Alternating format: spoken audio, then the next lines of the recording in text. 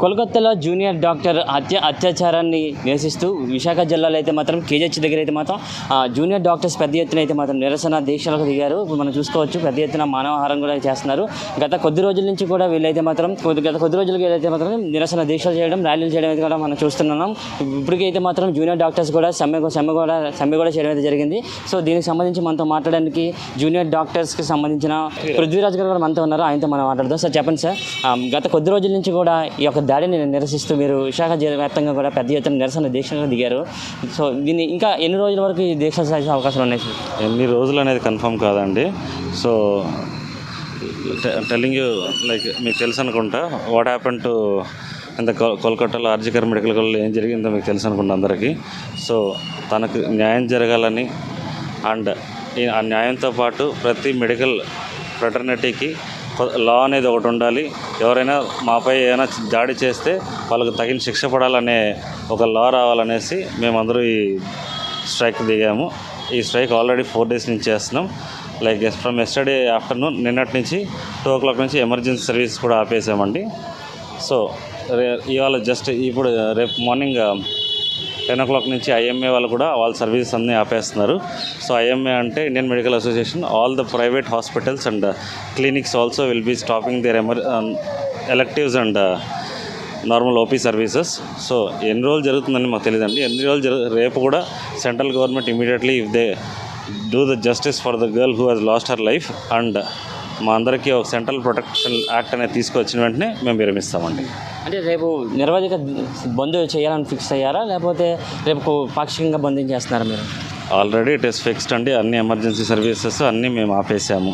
మా post graduates, house surgeons ఎటువంటి విధులు నిర్వహించట్లేదు.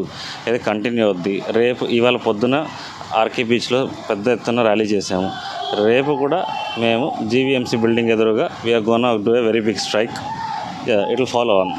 అమ్మా చెప్పండమ్మా, అసలు డాక్టర్స్ అంటేనే ఫ్రంట్ లైన్ వారియర్స్గా కోవిడ్ సమయంలో ఉండి ఫైట్ చేశారు.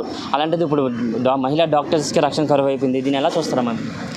ఈరోజు పరిస్థితి చూసుకున్నట్టయితే చాలా దారుణమైన పరిస్థితి. కోల్కతాలో ఒక ఫీమేల్ యంగ్ డాక్టర్ ఆమె డ్యూటీస్ నిర్వహిస్తుండగా అర్ధరాత్రి ఇలా దారుణంగా మర్డర్ చేసి చంపడం అనేది చాలా బాధాకరమైన విషయం.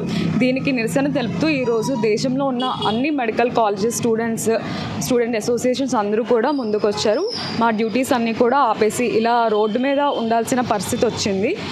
నిన్నందరూ మనం స్వాతంత్ర దినోత్సవం అది జరుపుకున్నాం. కానీ గాంధీ గారు ఒకప్పుడు చెప్పారు, ఏ రోజైతే మనకి ఒక భారత స్త్రీ అర్ధరాత్రి తను ఒంటరిగా నడుస్తుందో రోడ్డు మీద, ఆ రోజే స్వాతంత్ర్యం వచ్చినట్టు అని.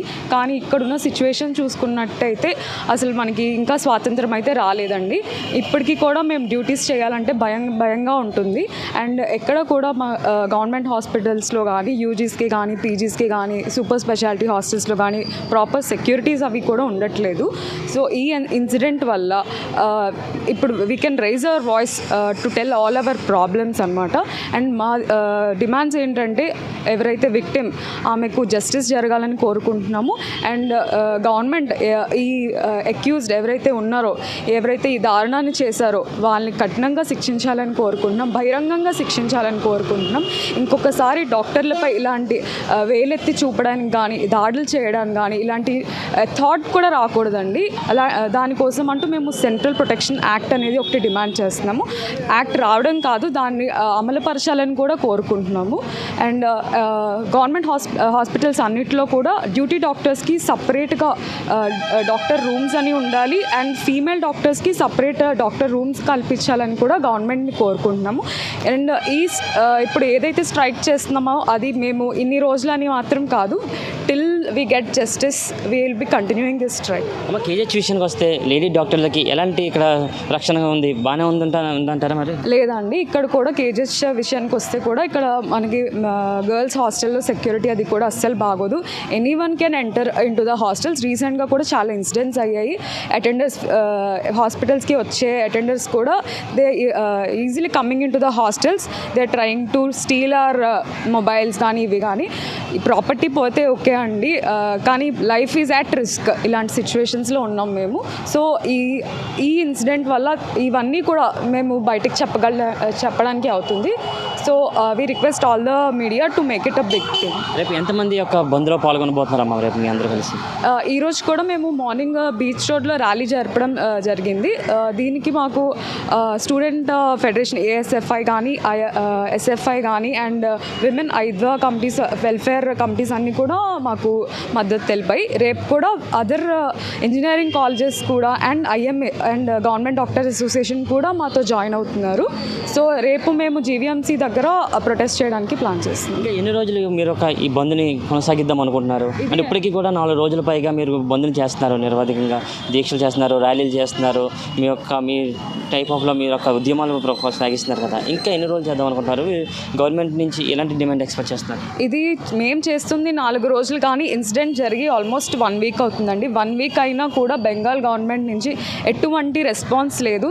తప్పు చేసిన వాళ్ళు ఇంకా తప్పించుకొని తిరుగుతూనే ఉన్నారు. వాళ్ళని అరెస్ట్ చేసి వాళ్ళకి బహిరంగంగా కఠిరించి డాక్టర్స్ కంటూ ఒక సపరేట్గా మా డిమాండ్స్ అన్ని ఫుల్ఫిల్ చేస్తూ ఒక సెంట్రల్ ప్రొటెక్షన్ యాక్ట్ వచ్చే వరకు మేము మా స్ట్రైక్ని కొనసాగిస్తామండి.